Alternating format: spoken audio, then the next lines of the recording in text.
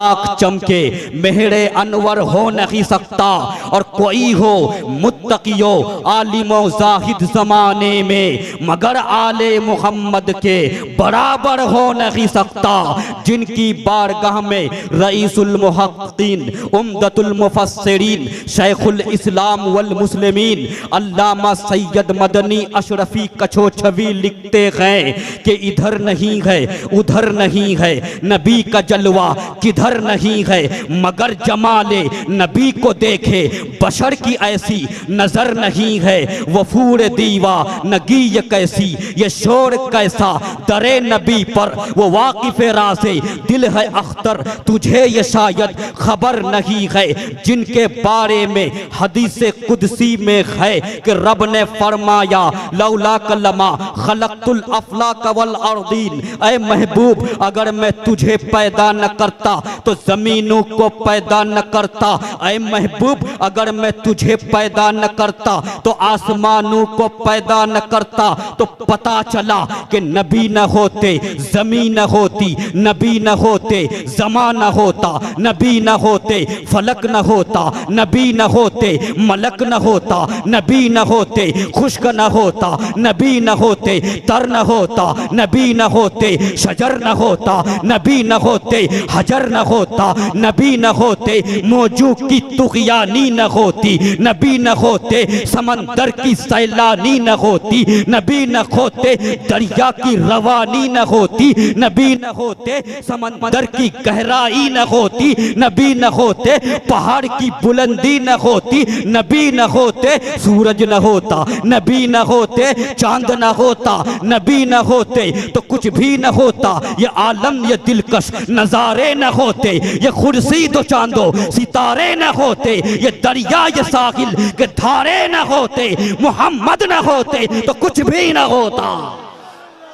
नारे तकबीर, नारे रिसालत, अज़मत मुस्तफ़ा, अज़मत मुस्तफ़ा, नारे तकबीर, नारे रिसालत। न सिद्दीक जैसा वफादार होता, न फारूक जैसा फिदाकार होता, न उस्मान हैदर सा खुददार होता, मुहम्मद न होते तो कुछ भी न होता। तो पता चला कि ये ज़मी बनी उस नबी के लिए, ज़मा बना उस नबी के लिए, फलक बना उस नबी के लिए, मलक बना उस नबी के लिए, खुश्क बना उस नबी के लिए, तर बना उस नबी के लिए, कायनात का चप्पा चप्पा बना उस नबी के लिए, जर्रा जर्रा बना उस नबी के लिए, गोशा गोशा बना उस नबी के लिए। तो इमाम बरेली ने पुकारा या रसूल अल्लाह या हबीब अल्लाह या नबी अल्लाह,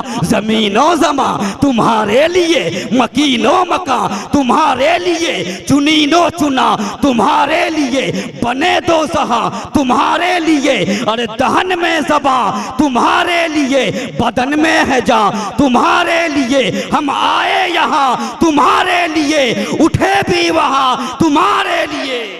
नारे तकबीर, नारे रिसालत, नारे रिसालत, नारे रिसालत, नारे तकबीर।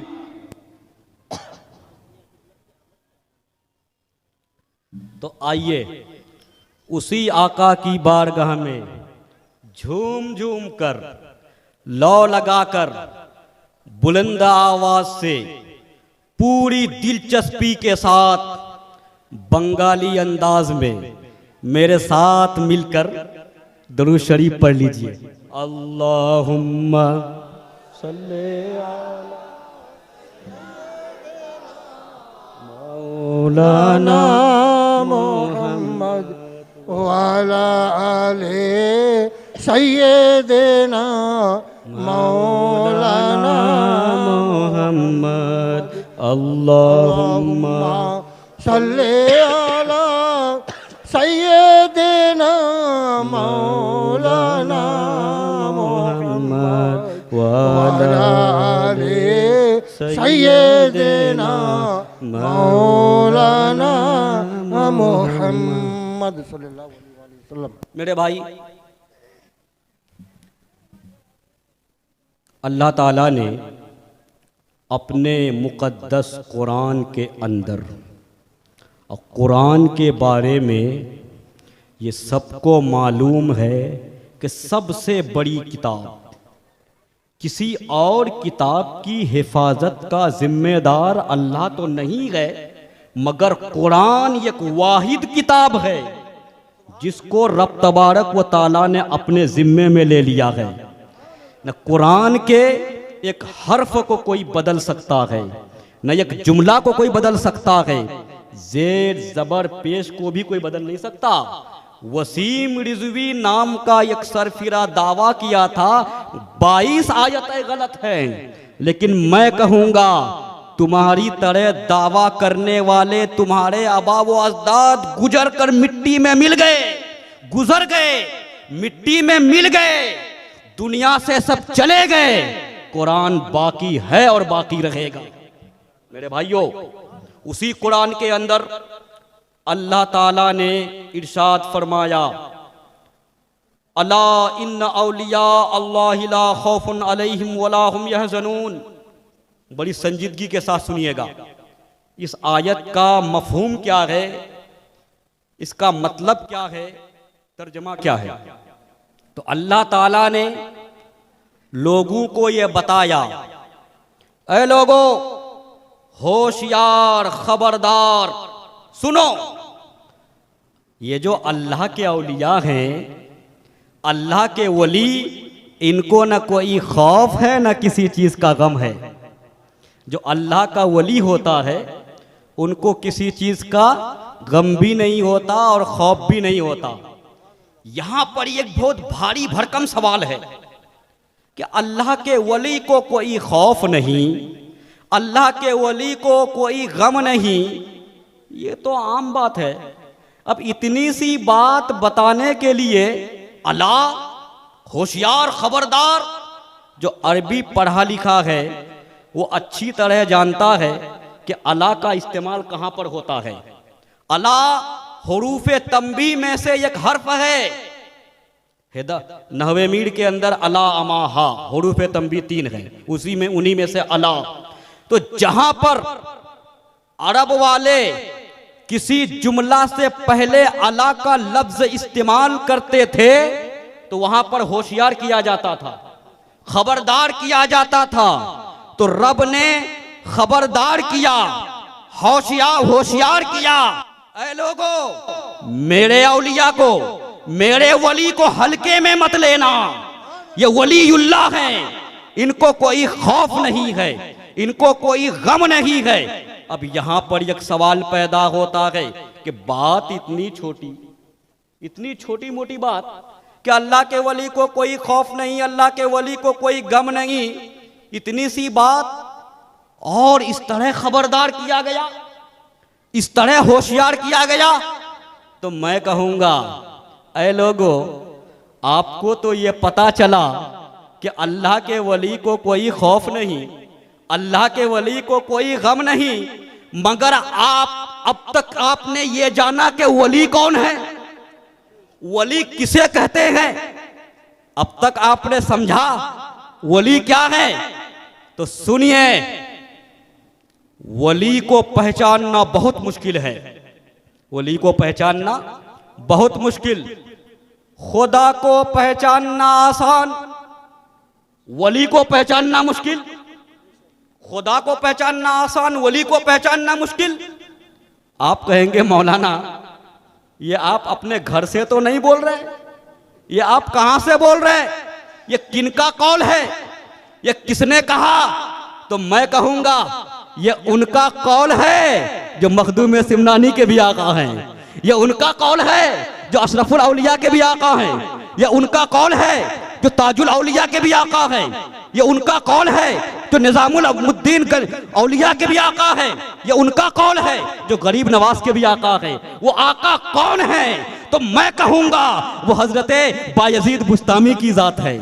हजरत बायजीद बुस्तामी ने कहा था कि खुदा को पहचानना आसान, वली को पहचानना मुश्किल। अब सवाल पैदा होता है, ये कैसी बात हो गई? जो सबसे ज्यादा पहचानने वाला था उसने ये कह दिया माँ अरफना का हक मारफती, ऐ रब जैसा पहचानने का हक है वैसा हमने भी नहीं पहचाना। तो जब सबसे ज्यादा पहचानने वाला कमा हक को नहीं पहचाना तो खुदा को पहचानना आसान कैसे? खुदा को पहचानना आसान कैसे? तो अब बायजीद बुस्तामी के कौल का मतलब क्या है? उनके हजरत बायजीद बुस्तामी रहमतुल्लाह अलैह की बात का मफहूम क्या है, मतलब क्या है? तो लोगों दिल थाम कर बैठो और गौर से सुनो। हजरत बायजीद बुस्तामी ने जो ये कहा कि खुदा को पहचानना आसान, वली को पहचानना मुश्किल, उनके कौल का मतलब ये है कि खुदा को पहचानना आसान इसलिए कि सीधी सी बात है, खुदा वो है जो सबकी समझ से बाहर है। इतनी सी बात, खुदा वो है जिसे कोई पहचान नहीं सकता, खुदा वो है।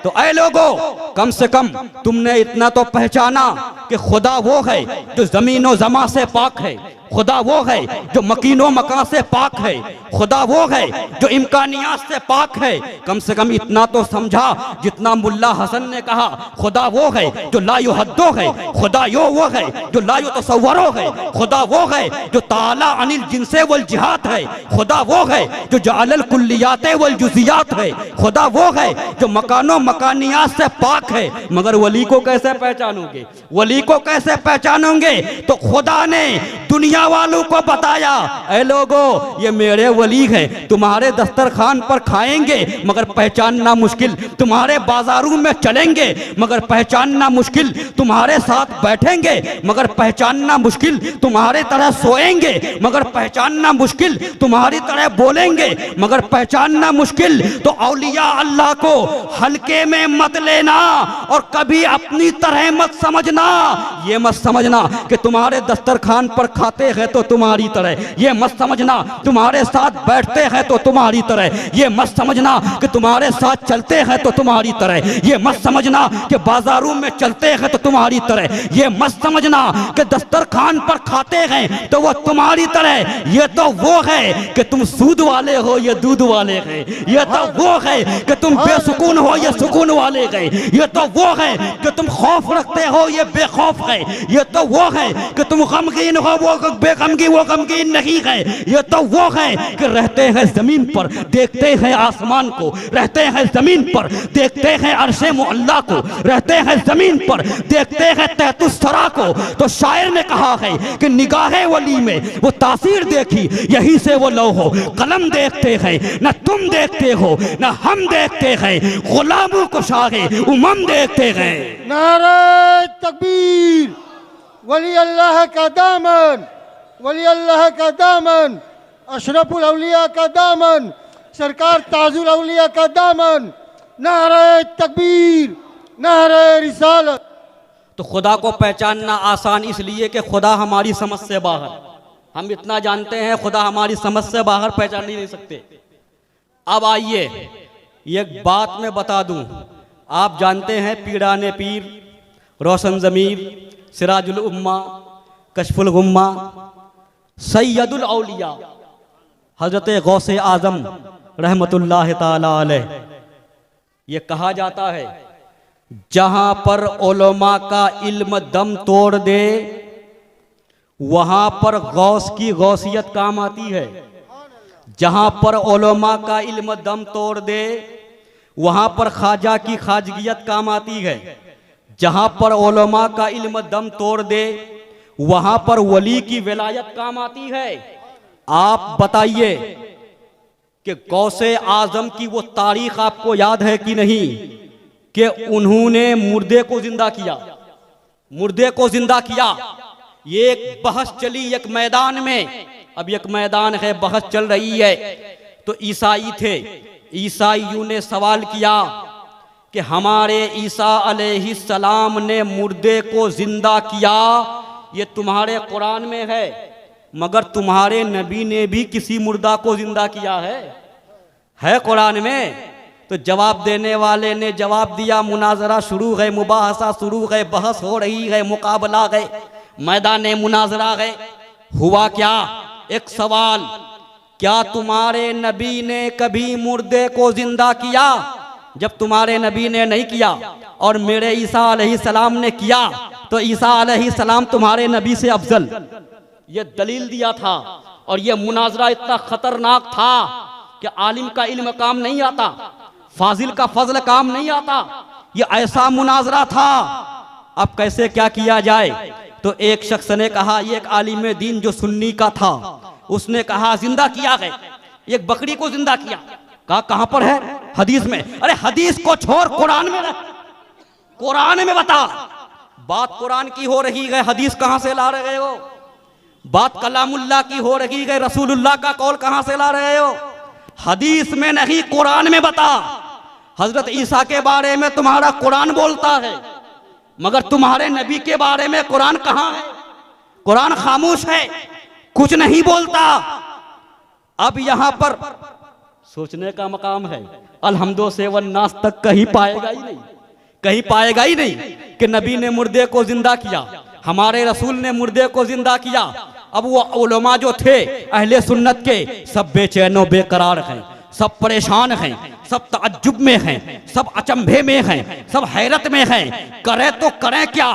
सुबह से शाम हो गई, सवाल का जवाब नहीं बन पा रहा है, सवाल का जवाब नहीं बन पा रहा है। बगदाद की जमीन है, बगदाद की भूमि है, बगदाद की धरती है। किसी ने कहा अब्दुल कादिर को बुला लाओ, अब्दुल कादिर को बुला लाओ, गौसे आजम को बुला लाओ, यही जवाब देंगे।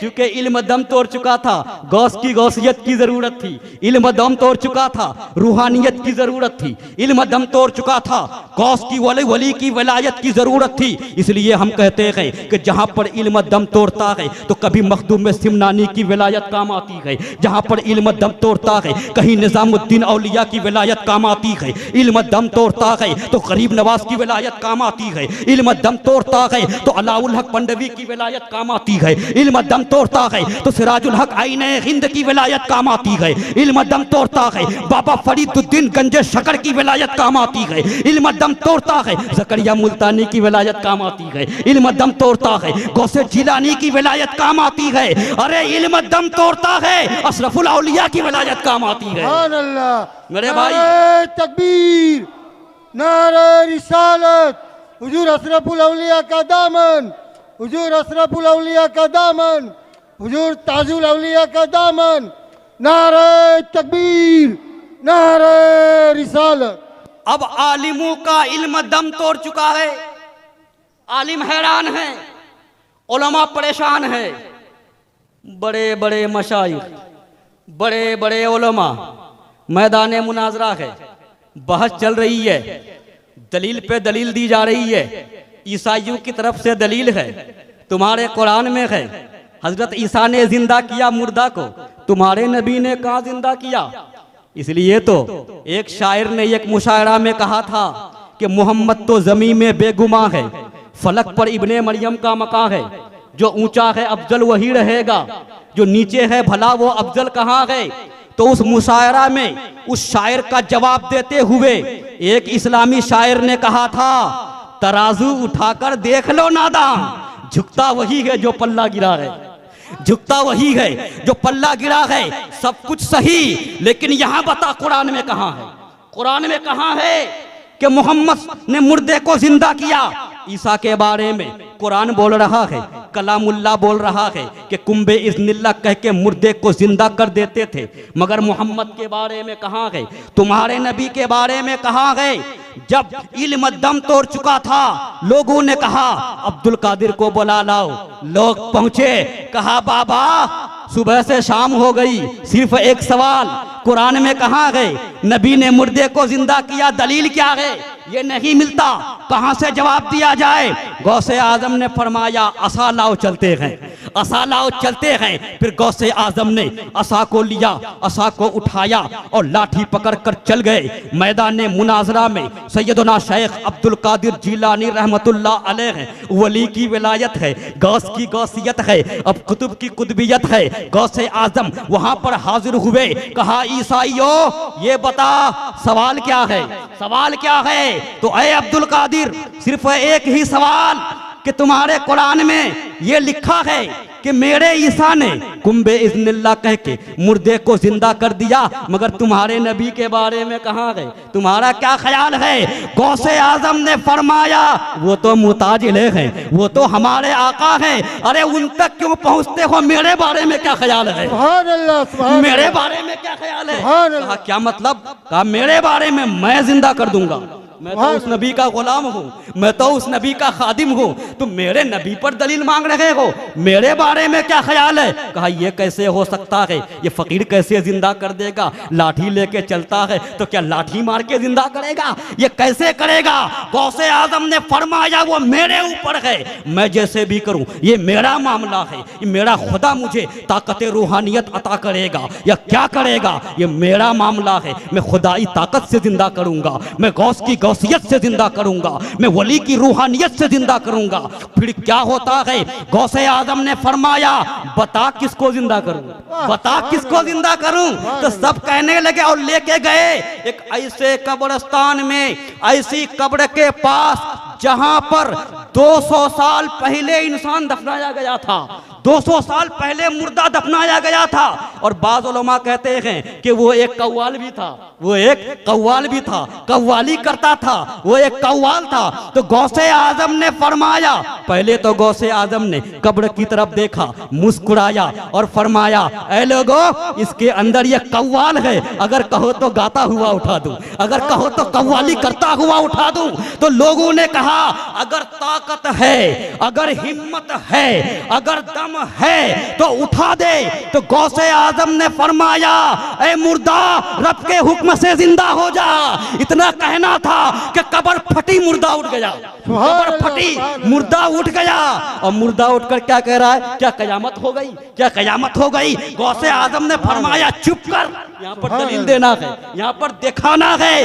तो जब मुर्दे को जिंदा किया, तारीख बगदाद बताती है 70,000 यहूदी और नसरानी एक साथ मुसलमान हो गए, सबने पढ़ लिया ला इलाहा इल्लल्लाह मुहम्मदुर रसूलुल्लाह। तो आया था इस्लाम को मिटाने के लिए, जा रहा है इस्लाम को कबूल करके, आया था इस्लाम को मिटाने के लिए, जा रहा है मुसलमान बनकर। और तारीख ये बताती है कि जब भी इस्लाम को मिटाने आया, मुसलमान बनकर वापस हो गया। हबीब यमनी आया था इस्लाम को मिटाने के लिए, मक्का की धरती पर मुसलमान बनकर मुबल्लिगे इस्लाम बन गया। उसी तरीके से इस्लाम को मिटाने के लिए अजमेर की धरती पर जोगी जयपाल आया था, मगर जोगी जयपाल पर जब गरीब नवाज की जूती पड़ी तो अब्दुल्ला बयाबानी बन गया। उसी तरह से मखदूम सेवनानी के पास इस्लाम को मिटाने के लिए एक पंडित आया था, तो मखदूम सेवनानी ने अपनी तवज्जो डाली, कमालुद्दीन बन गया। तो जो भी आया इस्लाम को मिटाने के लिए उसको इस्लाम कबूल करना पड़ा। तो ऐ सरफिरो, ऐ नादानो, आज गरीब नवाज के मजार पर हमला करके तुम क्या सबक देना चाहते हो? आज गरीब नवाज के मजार पर हमला करके तुम लोगों को क्या बताना चाहते हो? याद रखो इस्लाम की फितरत में कुदरत ने लचक दी है, उतना ही वो उभरेगा जितना के दबाओगे। सुभान अल्लाह, नारे तकबीर, नारे रिसालत, गौस पाक का दामन, ख्वाजा का दामन, वली अल्लाह का दामन, अशरफुल औलिया का दामन, ताजुल औलिया का दामन, नारे तकबीर, नारे रिसालत। बड़े कर्रोफर के साथ, मुकम्मल रोबो जलाल और दबदबा के साथ आ गया जोगी जयपाल। पहले क्या किया? पहले कभी आग बरसाता है, कभी पत्थर बरसाता है, कभी सांप बनाकर फेंकता है। ख्वाजा गरीब नवाज ने फरमाया बेटा कुतुबुद्दीन आयतुल कुर्सी पढ़ो और लकीर फाड़ो, लकीर फाड़ो। तारीख ये बताती है कि जोगी जयपाल ने पत्थर की बरसात की, पत्थर फेंका और जो ही पत्थर गरीब नवाज की लकीर से टकराया चकनाचूर हो गया। उसी तरह से आग की बरसात की, मगर आग भी खत्म हो गई। उसी तरह सांपों की बरसात की, लकीर से टकराई, सांप गायब। ये वली की विलायत है, ये वली की विलायत है, ये ख्वाजा की खाजगियत है।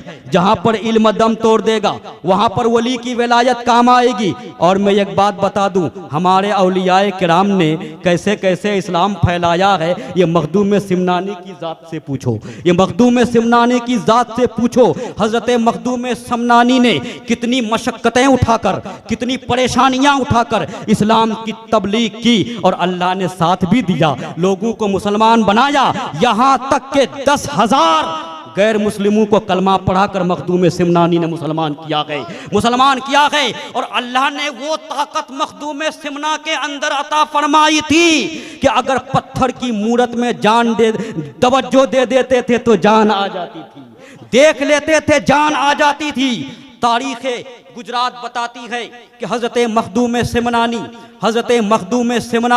ये मखदूम सिमनानी अहमदाबाद गुजरात में कुछ लोगों के साथ हैं, बागीचे के अंदर तशरीफ ले गए। लोग फ़कीरों को देख रहे हैं, अजीब अजीब मनाजिर देख रहे हैं, अलग अलग मनाजिर देख रहे हैं। कोई कहता है ये ज़्यादा खूबसूरत है, कोई कहता है वो ज़्यादा खूबसूरत है। अभी लोग कह ही रहे थे कि हज़रत मखदूम सिमनानी ने फरमाया, ऐ लोगो तुम लोग किस पर बात कर रहे हो, देखो ये जो मंडप है ना, इस मंडप के अंदर एक मूरत है, वो मूरत सबसे ज्यादा खूबसूरत है, सबसे ज्यादा हसीन और जमील है। जब लोग देखने के लिए गए तो उनमें से एक शख्स ऐसा था जो मूरत को देखा और देखा तो देखता ही रह गया, अब निकलने का नाम नहीं ले रहा है। इतनी खूबसूरत मूरत, और वो मूरत कहाँ की थी? इंडिया की बनाई हुई नहीं थी, भारत की बनाई हुई नहीं थी, वो मूरत चीन से लाई गई थी, चीन से इंडिया वालों ने लाया था। अब वो मूरत, इतना खूबसूरत मूरत, मिट्टी की मूरत, इस कदर खूबसूरत, एक शख्स जब देखता रह गया,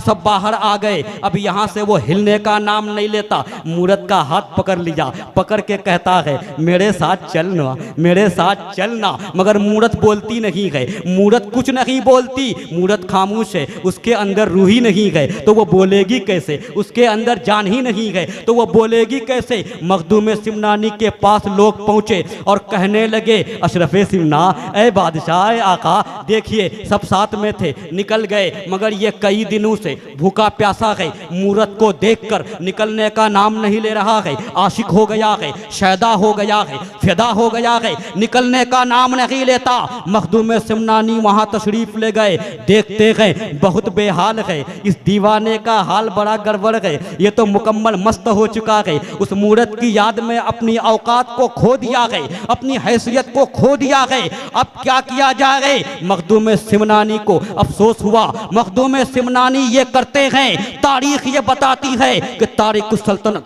कुदवतुल कुबरा, सिराजुस सालिकीन, जुद्दतुल आरिफीन, महबूब यज़दानी, हम गौसे मखदूम सिमनानी ने हाथ उठाया और आसमान की तरफ हाथ उठाकर अभी ये अर्ज कर रहे थे, काश ये मूरत लड़की बन जाती, काश ये मूरत इंसान बन जाती।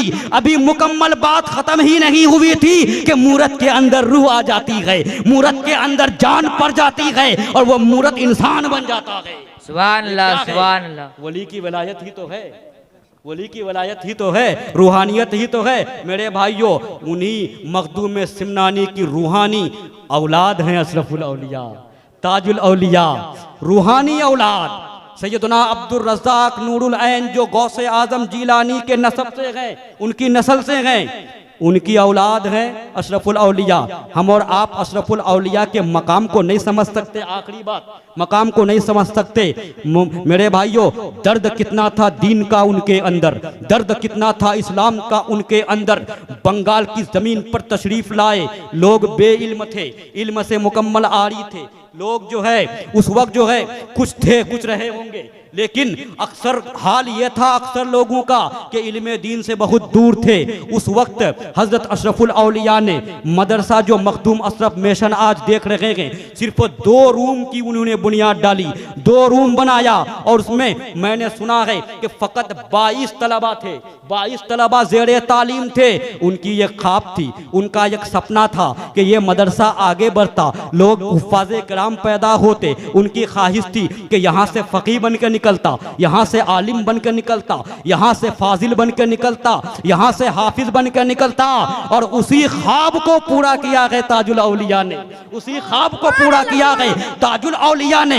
आज आप मखदूम अशरफ मिशन को देख रहे हैं, वहाँ फ़िक़्ह की पढ़ाई हो रही है, नहव की पढ़ाई हो रही है, सर्फ की पढ़ाई हो रही है। ये सब क्या है?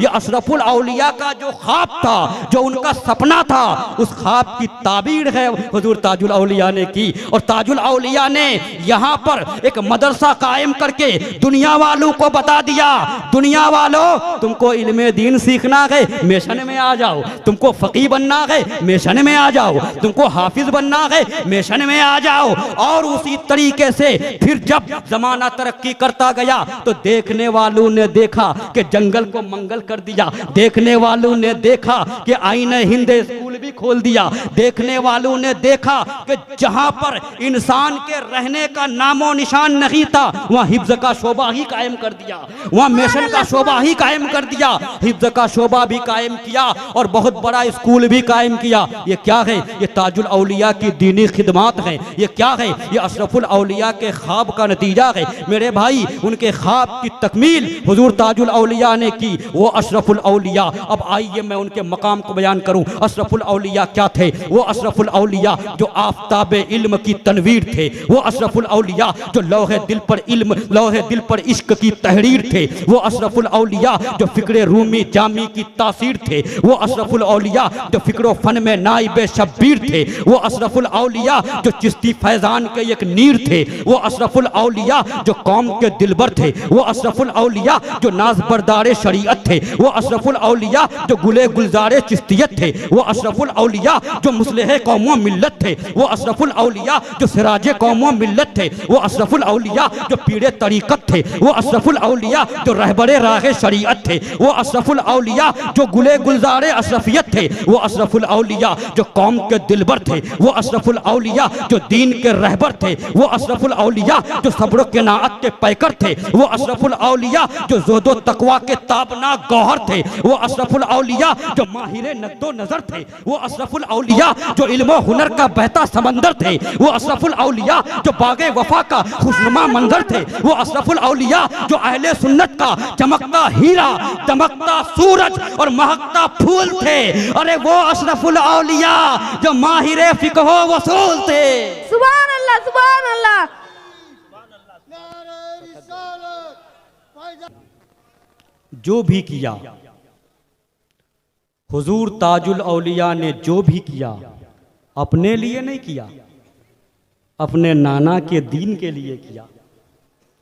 हुजूर का मजहब मजहब इस्लाम के लिए किया और मजहब इस्लाम को फैलाने के लिए कितनी दिक्कतें हुई हैं, कितनी परेशानियां हुई हैं, ये उनको मालूम है जिन्होंने फैलाया है। हुजूर अलैहिस्सलाम को गाली देने वालों ने गालियां दी, बुरा कहने वालों ने बुरा भला सब कुछ कहा, मगर सब कुछ बर्दाश्त करके हुजूर अपने मिशन को आगे बढ़ाते चले गए। मेरे भाई, उसी दीन को बचाने के लिए, जिस दीन पर, जिस मजहब पर आज अशरफुल औलिया के ख्वाब के मुताबिक, उनके सपने के मुताबिक आज ताजुल औलिया जिस इस्लाम के लिए काम करते हैं, उसी इस्लाम को मिटाने के लिए यजीद ने मोर्चा लिया था। क्या हुआ? यजीदियों ने यह सोचा था कि मैदान करबला में रसूल के खानदान को की गर्दनें काट कर इस्लाम को मिटा दूंगा, इस्लाम के नियम और फार्मूले को मिटा दूंगा। मगर तारीख बताती है कि सर तन से जुदा हो गया, मगर हुसैन का सर इस्लाम बोलता रहा, सुभान अल्लाह, हुसैन का सुभान सर अल्लाह। कुरान बोलता रहा। ये इससे पहले अरब की धरती पर जब रसूल से बातिलों ने मोर्चा लिया, एक तरफ अबू जहल है, एक तरफ अबू लहब है, एक तरफ उतबा है। इन लोगों ने क्या किया था? इन लोगों का मकसद ये था कि मोहम्मद अरबी को मिटा दो, इस्लाम मिट जाएगा। अब्दुल्ला के बेटा को मिटा दो, इस्लाम मिट जाएगा। अब्दुल मुत्तलिब के पोता को मिटा दो, इस्लाम मिट जाएगा। और मक्का के अंदर दारुल नदवा के अंदर एक मीटिंग हुई, मीटिंग में ये तय हुआ कि मोहम्मद को मिटा दो, मामला साफ है। फिर क्या हुआ? 17वीं रमजान की 17वीं तारीख में इस्लाम को मिटाने के लिए जंगे बदर हुई। जंगे बदर में क्या हुआ? जंगे बदर में काफी कोशिश की गई, वहां पर लड़ाई थी। बाप एक तरफ है, बेटा एक तरफ है, चचा एक तरफ है, भतीजा एक तरफ है, मामा एक तरफ है, भांजा एक तरफ है। रिश्ता नहीं देखा जाता है, कोई इधर है तो कोई उधर है। लड़ाई आलम शबाब में थी, मामला बिल्कुल गर्म था। इतने में क्या हुआ? दो छोटा सा बच्चा मुआज़ो मुअव्वज़, आज भी अशरफी खानदान में मुआज़ो मुअव्वज़ जिंदा है। मुआज़ो मुअव्वज़ ये दो बच्चे थे। इन दोनों बच्चों की रगों के अंदर इस्लामी खून जोश मारने लगा और अब्दुर्रहमान इब्ने औफ के कान में जाकर चुपके से कहते हैं, या अम्मो हल तारिफो अबा जहली, चचा जान क्या आप अबू जहल को जानते हैं? क्या आप अबू जहल को पहचानते हैं? तो अब्दुर्रहमान इब्ने औफ ने कहा, बेटा तुझे अबू जहल से क्या मतलब, तुझे अबू जहल से क्या लेना, तुझे उससे क्या सरोकार है? तो बच्चों ने जवाब दिया था, कसम खाई है मारेंगे या मर जाएंगे, कसम खाई है मर जाएंगे या मारेंगे नारी को। सुना है गालियां देता है वो महबूबे बारी को, सुना है गालियां देता है वो महबूबे बारी को।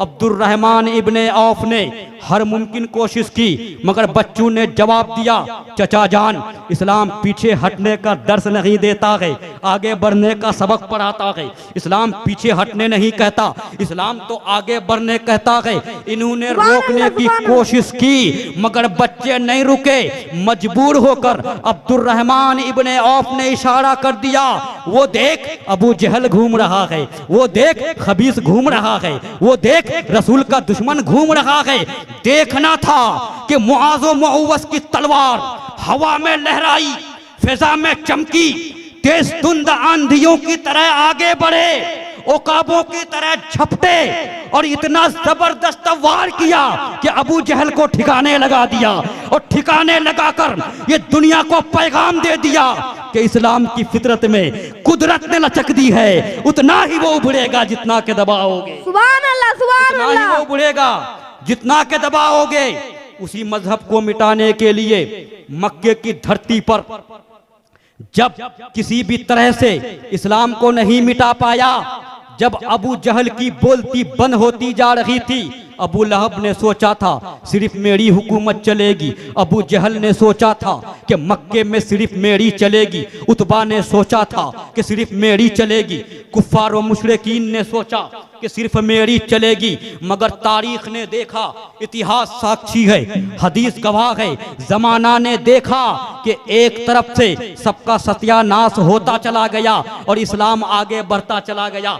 एक दौर वो भी आया कि इस्लाम को मिटाने के लिए हबीब यमनी को खत लिखा, हबीब यमनी को खत लिखा। और हबीब यमनी कौन? यमन का बादशाह हबीब यमनी। हबीब यमनी को खत लिखा कि ऐ यमन के बादशाह, ऐ हबीब यमनी, देखो मोहम्मद नाम का एक आदमी पर आया है जो आमिना की गोद में पैदा हुआ, अब्दुल्ला का बेटा है, अब्दुल मुत्तलिब का पोता है। ये दावा करता है कि यह अल्लाह का नबी है, ये दावा करता है यह अल्लाह का रसूल है। पता नहीं अजीबो गरीब आदमी है, ये अजीबो गरीब आदमी है, ये दावा करता है, कभी दरख्तों को बुला लेता है, कभी कुछ करता है, ये बहुत बड़ा जादूगर मालूम होता है, अजीबो गरीब इंसान है। हम हैरत में हैं, हम अचंभे में हैं, हम मुतहय्यर हैं, हम हैरान और परेशान हैं। करे तो क्या करे, मक्का के लोग इस मोहम्मद की बात मानते हुए चले जा रहे हैं, इस्लाम फैलता हुआ चला जा रहा है, इस्लाम रुकने का नाम नहीं लेता। ऐ यमन का बादशाह, तुम्हारा मक्का वालों पर बहुत बड़ा बड़ा एहसान है, तुम यहाँ पर आ जाओ और मक्का वालों को समझाओ, वो तुम्हारी बात मान लेंगे, तुम्हारी बात कबूल कर लेंगे। हबीब यमनी खत का मजमून पढ़ा और खत पढ़कर सीधे मक्का की तरफ रखते सफर बांधा, रवाना हो गया। यमन से मक्का आया। मक्का आने के बाद अबू जहल जहल से पूछा मामला क्या है। अबू जहल ने बताया ये अब्दुल्ला का बेटा, ये अब्दुल मुत्तलिब का पोता, ये मोहम्मद नाम का आदमी नाक पर दम करके रख दिया है, अजीबो गरीब चीजें दिखाता है, ये बड़ा जादूगर मालूम होता है, इसका दीन बनाया हुआ दीन फैलता जा रहा है, इसे कैसे रोका जाए, इसलिए तुमको बुलाया गया है। हबीब यमनी ने कहा अय अबू जहल मैं तो तुम्हारी सुन लिया, अय अबू लहब तुम्हारी सुन लिया, अय उतबा तुम्हारी सुन लिया, जरा उस मोहम्मद की भी सुन लूं वो क्या कहते हैं, उनका क्या कहना है, उनका क्या कौल है। दावत दी गई वो सैयदुल अंबिया, वो इमामुल अंबिया, वो नबीयुल अंबिया, वो जलाल ऐवान सुलैमा, वो तुर्र नासिया सुंबुलिस्ता तशरीफ लाए। अबू बकर सिद्दीक भी साथ में गए, तशरीफ लाए। किसी को बोलने की ताकत ना हुई, किसी को बोलने की हिम्मत ना हुई, तशरीफ ला गए और कहने लगे, फरमाया ऐ यमन का बादशाह बता तू चाहता क्या है, तुम्हारी ख्वाहिश क्या है। तो यमन के बादशाह हबीब यमनी ने कहा जरा ये बता ऐ मोहम्मद क्या तू दावा करता है रसालत का, क्या तू दावा करता है नबूवत का, क्या तू अल्लाह का नबी है। कहा हाँ मैं नबी हूँ, हाँ मैं अल्लाह का भेजा हुआ हूँ, हाँ मैं रसूल हूँ, बात क्या है। तो उस वक्त जो है काबिले गौर है, हबीब यमनी ने कहा था सुनो जो नबी होगा तो मेरी कुछ ख्वाहिश है, जो नबी होगा वो जरूर पूरी करेगा। तो हुजूर ने फरमाया बता तुम्हारी ख्वाहिश क्या है। तो हबीब यमनी ने कहा मेरी दो ख्वाहिश है, मेरी दो ख्वाहिश है। एक ख्वाहिश तो ये है कि अभी 14वीं रात का चांद पूरी रोशनी के साथ आसमान में चमक रहा है, मुकम्मल रोशनी फैला रहा है। अगर वाकई में तू नबी है तो जमीन पर बैठे बैठे आसमान का कलीजा चीर कर बता दो, जमीन पर बैठे बैठे आसमान के चांद को चीर कर बता दो। इतना सुनना था तो रसूल गिरामी ने शहादत की उंगली का इशारा किया, चांद फट गया, चांद फट गया। और हजरत अस्मा फरमाती है मुस्लिम शरीफ में है कि एक टुकड़ा एक तरफ गायब हुआ, दूसरा टुकड़ा दूसरी तरफ गायब हुआ। और किसी रिवायत में है कि एक मशरिक में गायब हुआ, एक मगरिब में गायब हुआ, किसी रिवायत में है कि एक शिमाल में गायब हुआ,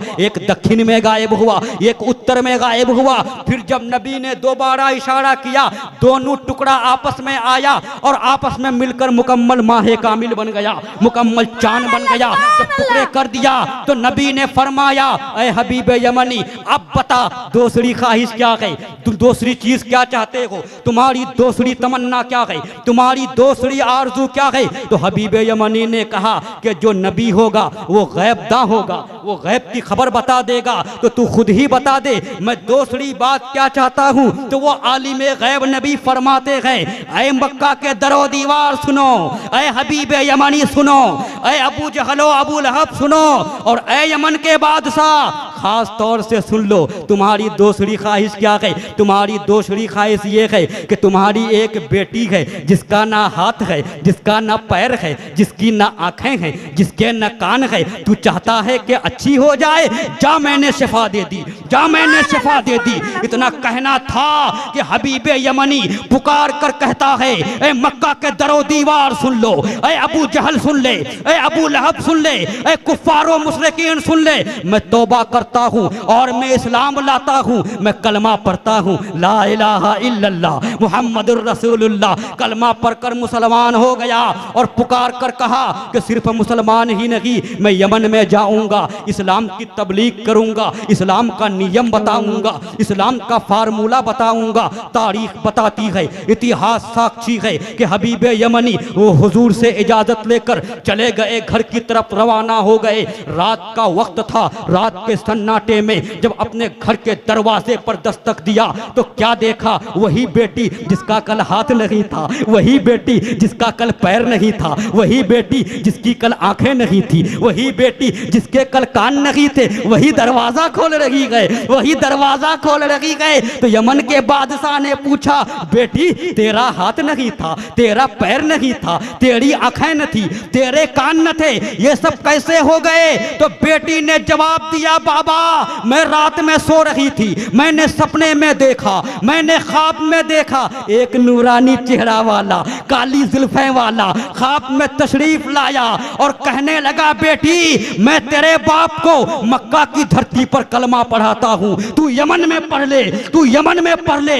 मैंने सपने में जब कलमा पढ़ा मेरे हाथ हो गए, मेरे पैर हो गए, मेरी आंखें हो गई, मेरे कान हो गए, मेरे सब कुछ हो गए। आज लोग कहते हैं रसूल को इल्म गैब नहीं है, आज लोग कहते हैं दीवार के पीछे का इल्म नहीं है, आज लोग कहते हैं पीठ के पीछे का इल्म नहीं है। लिखने वालों ने लिखा, छापने वालों ने छापा, बकवास करने वाले बकवास कर रहे हैं। अरे मैं तो ये कहता हूँ कि ऐ लोगों सुनो, नबी रहते थे मक्के की धरती पर, खबर देते थे शाम की, नबी रहते थे मक्के की धरती पर, खबर देते थे यमन की। आखिर कितना इल्मे गैब है, तो आशिके रसूल ने झंझट ही को मिटा दिया और भारत की धरती से पुकारा और कोई गैब क्या, तुमसे नेहा हो भला जब न खुदा ही छुपा तुम पे कारो रो दरूद। सुभान अल्लाह, सुभान अल्लाह, अल्लाहू अकबर, या रसूल अल्लाह। नहीं छोड़ेंगे या रसूल अल्लाह। मेरे भाई हमारे गाजी मिल्लत कहा करते हैं, मैं बात को ख़त्म कर रहा हूँ, हमारे गाजी मिल्लत कहा करते हैं और ये हकीकत भी है, हदीस से साबित है कि कुरान का साथी अहले बैत, कुरान का साथी अहले बैत। अहले बैत समझ रहे हैं ना, हुजूर की जो औलाद है, अहले बैत कुरान का साथी। जब तक कुरान रहेगा अहले बैत रहेंगे, अहले बैत रहेंगे कुरान रहेगा, और जब तक कुरान और अहले बैत दोनों रहेंगे तब तक इंडिया में मुसलमान रहेगा। ये अहले बैत हैं, सुभान अल्लाह, ये अहले बैत हैं, इनको मिटाने की कोशिश करोगे खुद ही मिट जाओगे, इनकी तौहीन करने की कोशिश करोगे मरकर सड़ जाओगे, फायदा कुछ नहीं होगा। और सुनो, अहले बैत की बराबरी करने वालों, सैयदों की शान में बकवास करने वालों, हमारे इमाम ताजदारे अहले सुन्नत, मुजद्दिदे दीनो मिल्लत, माहिए कुफरो जलालत, आला हजरत अजीमुल बरकत, मुजद्दिदे मिअते माजिया, मुअय्यिदे मिल्लते ताहिरा, उनका तो अपना रुझान ये था कि जब उन्होंने दुआ की तो क्या कहा, ऐ मौला आले बैत का खादिम बना, ऐ मौला औलादे रसूल का खादिम बना, और वसीला भी लिया तो औलादे रसूल का क्या कहते हैं, यही नहीं दुनिया में भी और आखिरत में भी पुकार कर कहते हैं दो जहां में खादिम आले रसूलुल्लाह कर, दो जहां में खादिम आले रसूलुल्लाह कर, हजरत आले रसूल मुक्तदा के वास्ते। और यही वो अहले बैत हैं जिनके बारे में खुद आला हजरत ने कहा तेरी नस्ले पाक में है बच्चा बच्चा नूर का, तू है आईने नूर, तेरा सब घराना नूर का, तेरा सब घराना नूर का। कि जन्नत के फूल हैं, चेहरा बता रहा है कि आले रसूल हैं, चेहरा बता रहा है कि आले रसूल हैं। या रसूल अल्लाह तेरी नस्ले पाक में है बच्चा बच्चा नूर का, तेरी नस्ले पाक में है बच्चा बच्चा नूर का, तू है आईने नूर, तेरा सब घराना नूर का। और मैं अपनी तकरीर को अशरफी मियाँ के अशार पर ख़त्म कर रहा हूँ। ये कौन अशरफी मियाँ, हम शबीहे गौसे सकलैन हाजियुल हरमैन, जिनके मुकद्दस चेहरा पर जब मुजद्दिदे मिल्लत की नजर पड़ी, जब आला हजरत की नजर पड़ी तो बरजस्ता पुकार उठते हैं अशरफी ए रुखत आई नए हुस्ने खूबा, ए नजर करदा वो परवरद से महबूबा, वही हाजियुल हरमैन हम शबीहे गौसे सकलैन सैयदना अली हुसैन अशरफी जीलानी कछो छवि फरमाते हैं कि मिसाले मुस्तफ़ा कोई पैगंबर हो नहीं सकता, मिसाले मुस्तफ़ा कोई पैगंबर हो नहीं सकता, सितारा लाख चमके मेहरे अनवर हो नहीं सकता, और कोई हो मुत्तकियो आलिमो जाहिद जमाने में मगर आले मोहम्मद के बराबर हो नहीं सकता। सुभान कोई अल्लाह हो सुभान अल्लाह। आलिमो जाहिद जमाने में मगर आले मोहम्मद के बराबर हो नहीं सकता। मैं अपनी तकरीर को ख़त्म कर रहा हूँ। अगर बोलने में कोई ख़ता हो गई हो तो मैं भी पढ़ता हूँ, आप भी मेरे साथ में पढ़ें। अस्तगफिरुल्लाह रब्बी मिन कुल्लि ज़ंबि व अतूबु इलैह।